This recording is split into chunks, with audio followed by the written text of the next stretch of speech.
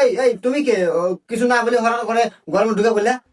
Aunty আপনি আমাকে চিনবেন না, আমি আপনাদের যে ফ্ল্যাটের উপর তলায় থাকি। আমি তো ঢাকা থেকে পড়াশোনা করতেছি, তো ওই যে উপরের তলায় আপনার মমতা আপু আছে না, তার ছেলে আমি। ওই যে আম্মু একটু চিনির লেগে পাঠাই। ও আচ্ছা, দাঁড়া আমি চিনে আনতেছি।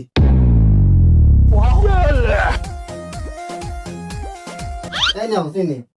আচ্ছা আন্টি একটা কথা বলি, হ্যাঁ বলো। বাসায় আপনি একাই, আঙ্কেল নাই? তোমার আঙ্কেল তো অনেক বছর হলো বিদেশ থাকে।